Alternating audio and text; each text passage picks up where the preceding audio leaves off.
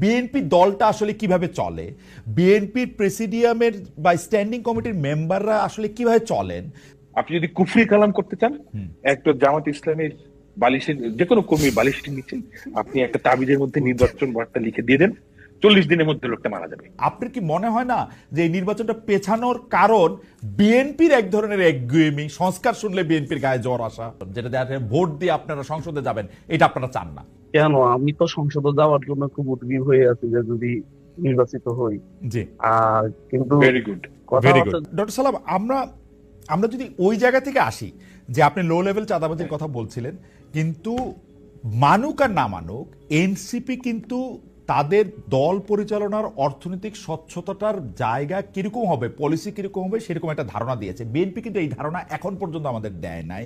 BNP দলটা আসলে কিভাবে চলে, বিএনপির প্রেসিডিয়ামের বা স্ট্যান্ডিং কমিটির মেম্বাররা আসলে কিভাবে চলেন, তাদের টাকা, বিএনপির নেতৃত্বের টাকা কোত্থেকে আসে, তারা কি আসলে ব্যবসা করেন, তারা কি দল থেকে চাঁদা নেন, দল থেকে টাকা নেন, কিছুই কিন্তু আমরা জানি না। জনাব তারেক রহমান থেকে শুরু করে মির্জা ফখরুল ইসলাম আলমগীর বা ছাত্রদলের সভাপতি রাকিব, এরা সবাই আমার খুব প্রিয়, কিন্তু তারা কিভাবে চলেন আমি তো জানি না, তাদের ব্যবসাটা কি। এবং তারা কিন্তু কখনো এই প্রতিশ্রুতি আমাদের দেন না যে তারা আমাদের জানাবেন যে এটা কিভাবে তারা চলেন। there are two things. Number 1 হচ্ছে যে তার ব্যক্তিগত ইনকাম কত, এটা একটা কোশ্চেন। আর একটা কোশ্চেন দল কিভাবে চলে। রাইট। তার ব্যক্তিগত তারেক রহমান সাহেব কিভাবে চলে এটা আপনার জানার কোনো রাইট নেই। উনি যখন প্রধানমন্ত্রী হবে তখন আপনি যেতে পারেন, উনি যদি সংসদ সদস্য হয় তখন জানতে পারেন। এখন আপনার জানার কোনো রাইট নেই। কিন্তু আমি যখন ভোটার হিসেবে তাকে বিবেচনা করব না, ডক্টর সালাম আমাকে একটু বোঝার জন্য, মানে আমি যখন ভোটার হিসেবে ওনাকে বিবেচনা করব যে উনি আর্থিক লেনদেনের ক্ষেত্রে স্বচ্ছ কিনা, উনি কিভাবে টাকা রোজগার করেন, পৃথিবীর সব দেশেই কিন্তু যিনি পলিটিক্যাল পার্টিকে লিড করেন তার টাকা পয়সাটা তিনি কোথা থেকে পান, কোথা থেকে খরচ করেন, সেটা সামনে আসে। এইটাকে আমি তারেক সাহেবেরটা জানতে পারবো না। পছন্দ না আপনি ওনাকে ভোট দিবেন না। না না, আমি তো জানতে পারছি না, পছন্দ না করব কেমনে, পছন্দ না করতে হইলেও তো আমার তথ্য দরকার। আপনি আপনার এটা তখনই পাবলিক ইনফরমেশন হবে যখন উনি ইলেকশনে দাঁড়াতে চান কিংবা উনি সরকারে গিয়েছেন। ওই সময় আপনি এত বড় পলিটিক্যাল পার্টি লিডার হিসেবে সেটা পাবলিক ইনফরমেশন না। না কেন? উনি তো এখন পর্যন্ত কোন ক্ষমতায় যান নাই। ক্ষমতার সাথে কি এটা রিলেটেড ডক্টর সালাম? ডক্টর সালাম, আমি যদি ধরেন মার্কিন যুক্তরাষ্ট্রের কথা বলি, অস্ট্রেলিয়ার কথা বলি, আমার কি কোনো রাইট আছে আপনার বেতন কতটা জানার? আমি তো পাবলিক পার্সন, আমি তো পাবলিক পার্টি না, তবুও আপনার রাইট আছে। আপনি এটা জিজ্ঞেস করতে পারেন। মানে আমি রাইটের কথা বলতে চাই, যখন আপনি পাবলিক পার্সন, মানে বিএনপির সর্বোচ্চ নেতা যদি পাবলিক পার্সন না হন, এই পৃথিবীতে কে পাবলিক পার্সন? পাবলিক পার্সন এখানে প্রিভিয়াসের একটা বিষয় আছে, সেটা হচ্ছে কি আমার ইনকাম। হ্যাঁ অবশ্যই প্রিভিয়াসের একটা বিষয় আছে যে আমার ইনকাম কত। আপনি আমাকে বললেন, আপনি জিজ্ঞেস করলেন, বলবো না কেন? কারণ সেটা ফ্যান্টাস্টিক, এটা একটা প্রাইভেট বিষয়, রাইট? হ্যাঁ, তবে এটা আমার জানা ছিল না। তবে ডক্টর সালাম, এটা আমার জানা ছিল না। আমি যতদূর জানতাম যে আপনি পলিটিক্যাল পার্টির লিডার হইতে গেলে, আপনি একটা পাবলিক অফিস হোল্ড করেন আর না করেন, পলিটিক্যাল পার্টির লিডার হইতে গেলে আপনার আয় ব্যয় সম্পর্কে সকল কিছুই পাবলিকলি প্রকাশ করতে হয়, এটাই নর্মস। আমি জানি না যে মানে এর বাইরে আপনি যদি এই নর্মসটা ফলো না করেন সেটা আপনাকে ভোট দিন না। আচ্ছা, আপনি এই নর্মসটা ফলো না করেন, আপনি এই রিস্কটা নেবেন, তবু এটা আপনি মানে ওপেন করবেন না। না, আমি ব্যক্তির স্বাধীনতার ব্যাপারে খুবই ফাসি, আমি ব্যক্তির স্বাধীনতার ব্যাপারে খুবই সেনসিটিভ। আচ্ছা আচ্ছা, ঠিক আছে। তাহলে এই থিওরিতে তার মানে হচ্ছে যে বিএনপি যারা করতেছেন তারা আর্থিকভাবে কি, তার নিজের পেশা কি, নিজের ব্যবসা কি, সেইটা উনার যখন নির্বাচন কমিশনে উনি যখন ভোটে দাঁড়াবেন তখন তিনি একটা ফর্ম ফিল আপ করবেন, উনি লিখবেন, কিন্তু আমার এমনিতে জানার অধিকার নাই। ঠিক আছে, এটা আমি চেক করে দেখবো না যে এটা আমার জানার অধিকার আছে কিনা। দ্বিতীয় প্রসঙ্গে যদি আসি, বিএনপি দল হিসাবে কিভাবে পরিচালিত হয়। আমি এনসিপি 150টা গাড়ি নিয়ে গেলে আমি হইচই শুরু করি, বিএনপি যে 1500 গাড়ি নিয়ে বাইর হয়। আজকে তারেক সাহেব যদি বাংলাদেশে আসে, 15,000 গাড়ির মিছিল হবে, কম পক্ষে 1.5 লাখ হইতে পারে। সেইটার জায়গাটা কোত্থেকে হবে, সেইটা কি আমরা একটা জবাব চাইতে পারবো? মানে ওইটা কোন জায়গায় হবে? অফকোর্স ব্যাপারটা হচ্ছে বাংলাদেশে এনসিপি যেভাবে চলছে, আওয়ামী লীগ সেভাবে চলতো, বিএনপি সেভাবে চলে। ওকে, এবং আপনি এটাকে যেই নামেই ডাকেন, এটা হচ্ছে কি চাঁদা, মানুষের চাঁদায় চলে, অ্যাজ সিম্পল অ্যাজ দ্যাট। এখন আমাদের যেটা দরকার সেটা হচ্ছে কি এখানে একটা স্বচ্ছতা আনা দরকার, স্বচ্ছতা আনা দরকার, রাইট। রাইট? সেই জায়গাটায় আমাদের যে সমস্যাটা হয়েছে আমাদের এই 5ই আগস্টের পরে, আমাদের যে এন্টায়ার এনভায়রনমেন্ট সোশ্যাল মিডিয়ায় বলেন এমন টক্সিক হয়ে গেছে যে প্রত্যেকের গলার মধ্যে ছুরি চাপ মারতে চায়। এই জায়গায় যদি আমরা সিভিলাইজড ওয়েতে বলার চেষ্টা করতাম যে ওকে লেটস রেগুলেট আওয়ারসেলভস, আমরা কিভাবে কাজটা করবো সেটা ঠিক করি, ওই পরিবেশটাই এখন আর নাই। একে দেখতে পারে না এবং আমরা যথারীতি বাঙালির যে আচরণ সেই আচরণে চলে আসছি। অ্যাবসলিউটলি। এখন এমন অবস্থা তৈরি হয়েছে যে আমরা ছোটবেলায় ওই ড্রাকুলার ছবিতে দেখতাম যে নায়ক একটা ওই ক্রস দেখাতো এমনি করে, এবং ওই ক্রস দেখালে ড্রাকুলা করে মারা যেত।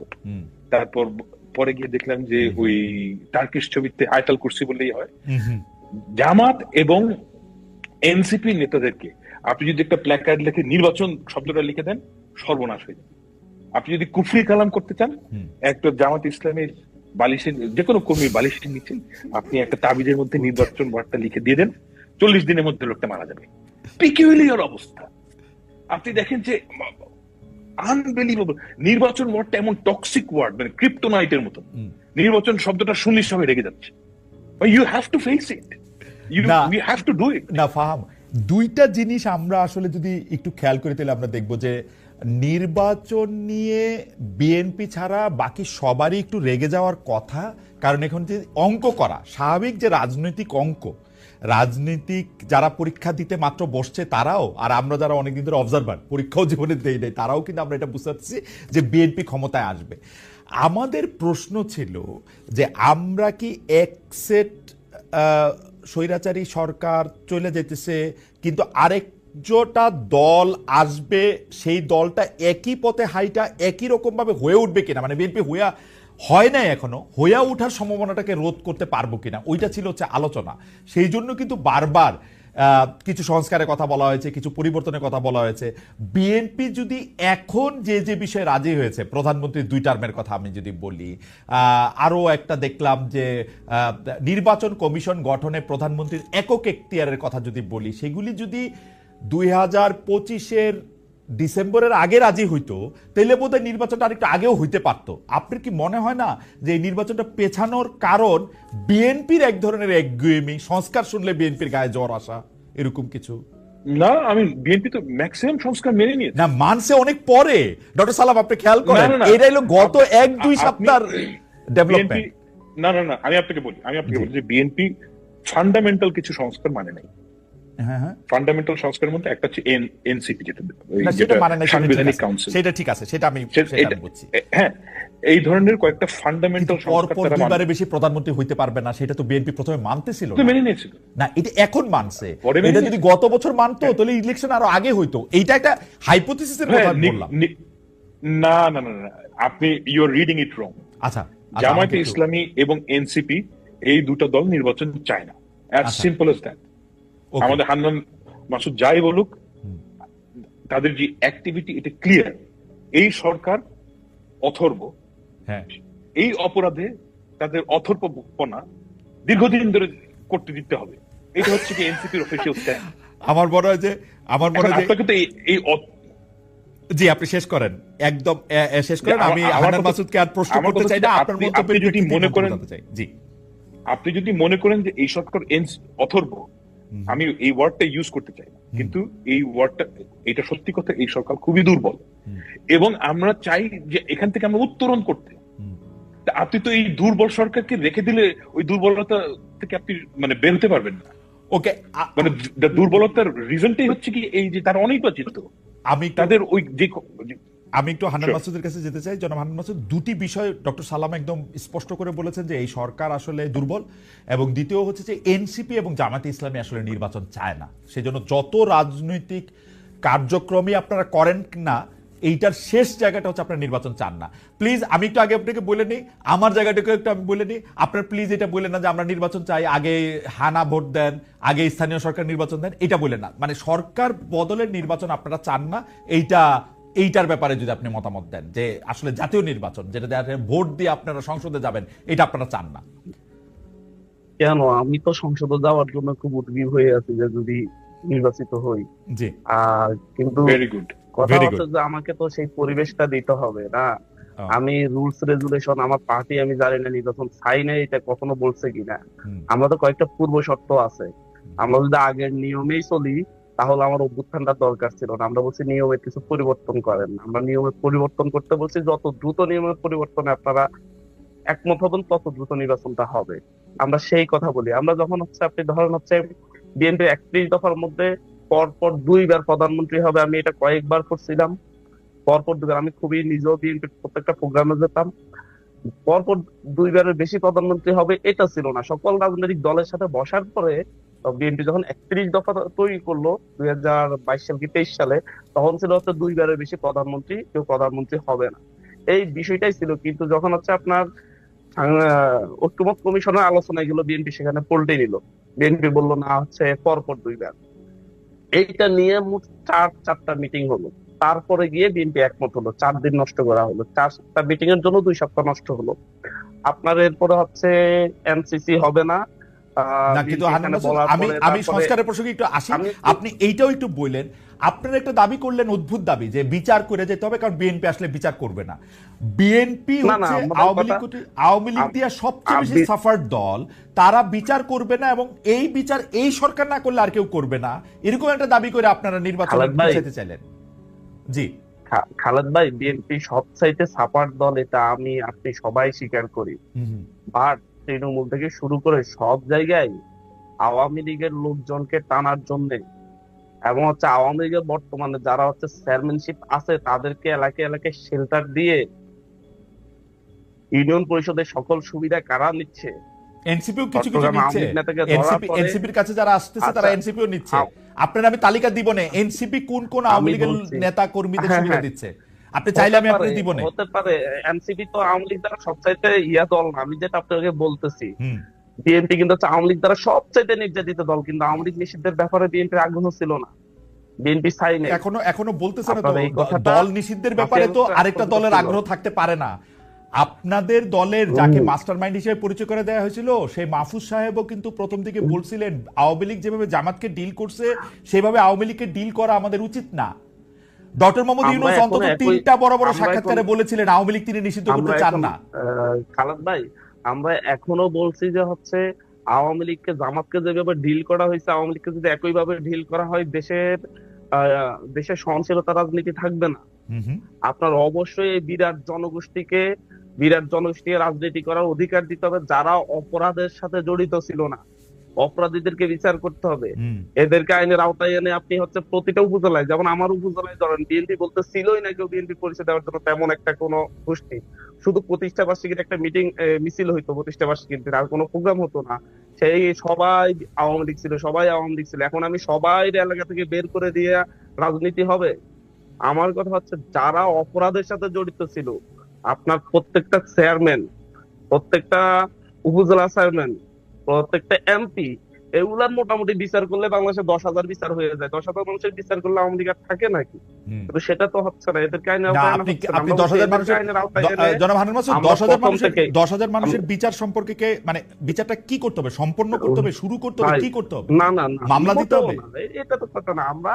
আমরা একটা অগ্রগতি দেখতে চাচ্ছি, অন্তত শেখ হাসিনা সহ কয়েকজনের রায় দেখতে চাচ্ছি। শেখ হাসিনা, আপনি কি এই মনে করেন সরকার যে তো শেখ দায়িত্ব হাসিনার পক্ষে নিচ্ছে। যে মামলা হবে সে রায় দেওয়াটা 4-5 বছরের মধ্যে সম্ভব?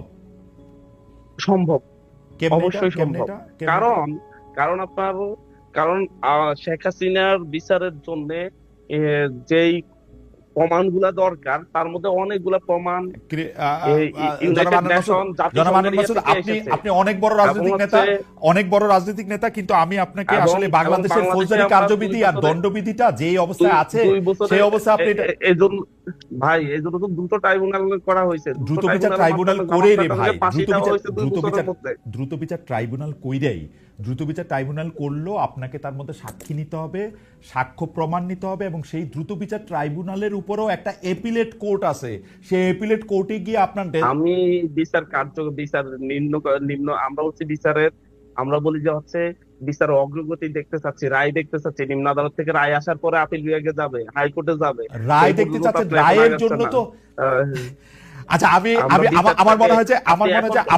আপনাদের দলেও অনেক আইন কানুনের লোক আছেন, তাদের সাথে একটু কথা বলেন আপনি।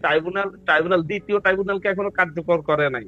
সরকার আমরা যে অনীহা অনিচ্ছা দেখি, এটা নিয়েই তো আমরা উদ্বিগ্ন, আমরা মানে হচ্ছে খুব আতঙ্কিত। কারণ সরকারের 2-3টা ট্রাইব্যুনাল করে বিচারগুলা তো দ্রুত করতে পারে, একটা ট্রাইব্যুনাল করে সে এরপর সেকেন্ড ট্রাইব্যুনাল করতে সেটাকেও ভালোভাবে কার্যকর করে নাই। আমরা বলছি না যে হচ্ছে নির্বাচন হতে হবে না, নির্বাচন হওয়ার জন্য কিছু আমরা মৌলিক শর্ত দিছি। আমরা বলি নাই যে সবাই ফাঁসিতে ঝুলাই দিয়ে তারপর নির্বাচন, আমরা হচ্ছে বিচার অগ্রগতি দেখতে চাচ্ছি। আপনারা কোনো অগ্রগতি দেখতে পাচ্ছেন না এখন পর্যন্ত?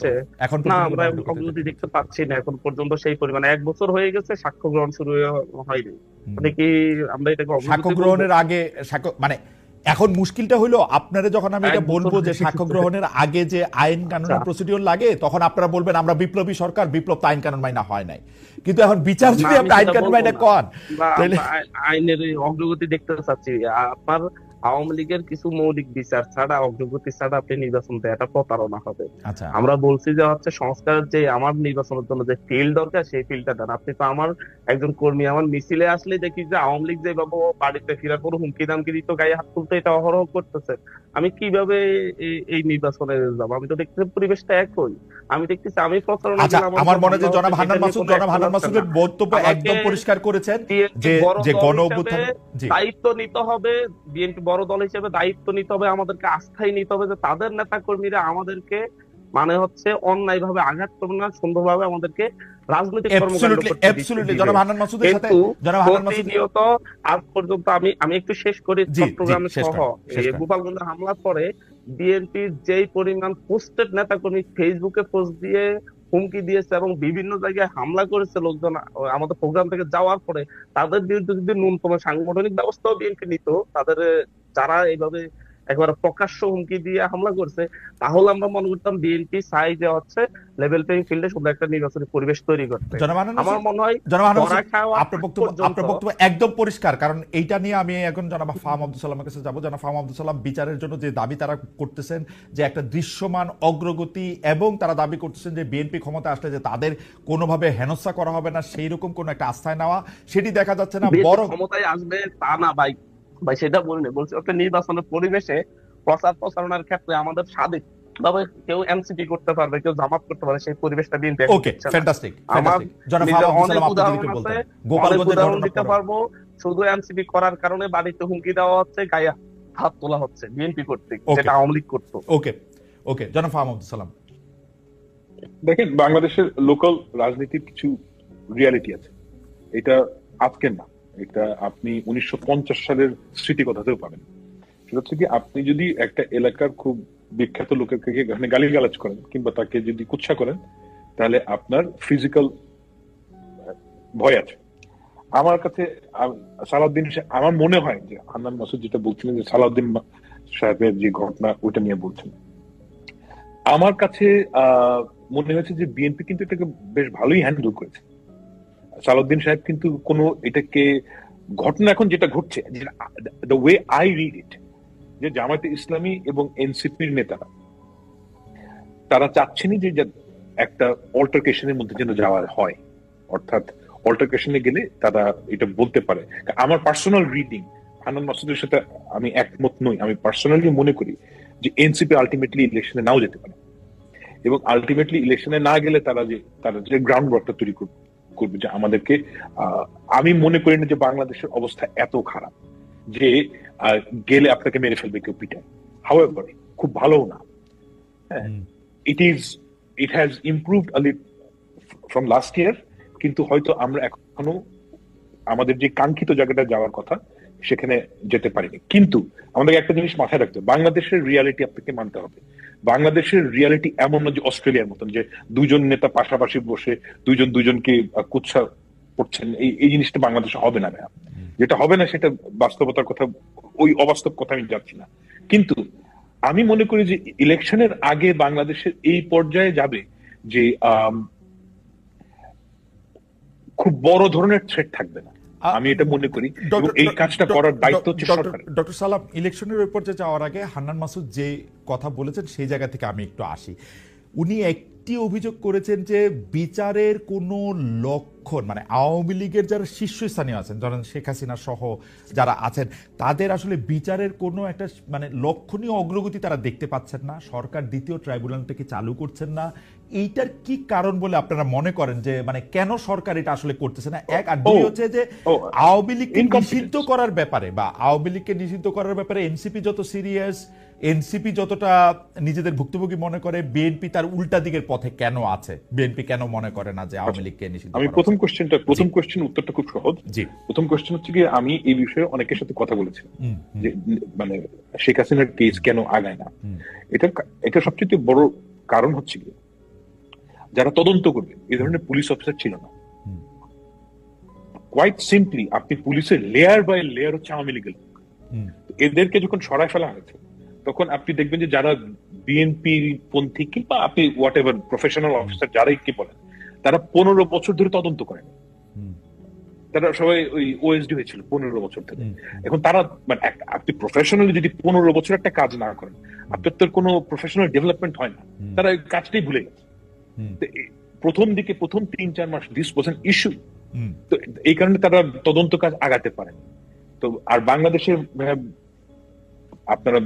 আমরা সবাই জানি যে ইনস্টিটিউশন গুলো ধ্বংস হয়ে গেছে। তো ওই কারণে আপনার প্রথম দিকে তদন্তের গতি খুবই মন্থর ছিল, এবং that is the reality we are dealing with. এই কারণে হাসিনার ব্যাপারে যেটা দৃশ্যমান অগ্রগতি সেটা দেখা যাচ্ছে না। ওকে, হচ্ছে নাম্বার 1 কোশ্চেন। আর নাম্বার 2 হচ্ছে আওয়ামী লীগ নিষিদ্ধের ব্যাপারে বিএনপির এক ধরনের রিলাক্টেন্ট অবস্থান, আওয়ামী লীগের লোকদেরকে নিয়ে রাজনীতি করার ব্যাপারে বিএনপির একটা চাওয়া। না, আওয়ামী লীগকে নিষিদ্ধ, আচ্ছা আমি আপনার একটা বাস্তবতার কথা বলি। আওয়ামী লীগকে যদি আপনি নিষিদ্ধ করেন বলে, আপনার কি মনে হয় যে এই ক্ষমতাটা একটা সরকারের থাকা উচিত কিংবা পার্লামেন্টের থাকা উচিত? আমার তো মনে হয় যে একটা পার্লামেন্টের এই ক্ষমতাটা থাকা উচিত না। আপনি তার যে কোনো ইন্ডিভিজুয়ালের বিচার করবেন, এবং এটা করতেই হবে। আওয়ামী লীগের প্রত্যেকটা অপরাধীর বিচার করতে হবে। কিন্তু আপনি যদি অ্যাজ এ পার্টি একটা জিনিসকে ব্যান করেন, আপনার কোনো এই প্রেসিডেন্সটা ক্রিয়েট করে 15 বছর পর অন্য কোনো পার্টিকে যদি ব্যান করা হয়, আপনি এটা কোনো গ্যারান্টি দিতে পারবেন? খুব বাজে প্রেসিডেন্স একটা পলিটিক্যাল পার্টি যদি আপনি ব্যান করেন। সেকেন্ড কোয়েশ্চেন হচ্ছে কি, I can guarantee this, I have mate a lot of people like this. আমাদের যারা ফরেন পার্টনার এখনই তারা করছে, তখন আরো ফুল থ্রটলে করবে। যে আপনি যদি তাকে নিষিদ্ধ করেন, পরের দিনই আমেরিকা, ইইউ এসে বলবে যে তোমরা নিষিদ্ধ করলে, যখনই আপনার একটা আইএমএফ এর লোন লাগবে, কোনো কিছু লাগবে, বলবে যে এই নিষিদ্ধ উঠাও। এখন সমস্যাটা কি আপনি দেখেন, বিএনপি যদি তখন ওই বাটে পড়ে যদি এই নিষিদ্ধ উঠাতে চায়, এনসিপি বলবে দোসর, জামাত ইসলামী বলবে এরা হচ্ছে গিয়ে দোসর। It's a big problem. এর থেকে অনেক বেটার হচ্ছে যে আপনি নিষিদ্ধ না করে তার প্রত্যেকটা লোকের বিচার করতে পারবেন। আপনি যদি প্রত্যেকটা লোকের বিচার করেন টপ লেভেলের, আওয়ামী লীগ বলে তো কোনো দল থাকবে না। আর যেটা হান্নান মাসুদ বললেন যে লোয়ার লেভেলের লোকেরা বিএনপি হয়ে যাচ্ছে, তার আগে তো উনি নিজেই বললেন যে যারা আওয়ামী লীগের লোয়ার লেভেলের অপারেটিভ, তাদেরকে তো আপনাকে রাজনীতির মধ্যে ফেরাতে হবে। তাদের তো রাজনীতি করার রাইট আছে। এখন একটা ধরেন ছোট লেভেলে Awami League, that is the reality we are dealing with, যে তারা তো নাই হয়ে যাবে না। তারা হয় এনসিপিতে, নাহলে জামাতে। আমি আজকে দেখছিলাম একটা ছেলে যে আগে ছাত্রলীগ করতো, এখন শিবির হয়ে গেছে। এটাই হচ্ছে কি বাংলাদেশের বাস্তবতা। এই ঘটনাটা ঘটবে, তো ওই ঘটনাটা তো আপনাকে একসেপ্ট করতেই হবে। মানে এছাড়া তার আপনার কোনো ওয়ে নাই। আপনি কি লক্ষ লক্ষ লোকের বিচার করবেন? এটা পসিবল না। তো লো লেভেলের যারা অপারেটিং, তারা অবশ্যই এনসিপি, বিএনপি, জামাতের সাথে ভিড়বে। মানে এই বাস্তবতা আপনি কিভাবে অগ্রাহ্য করবেন? ওকে।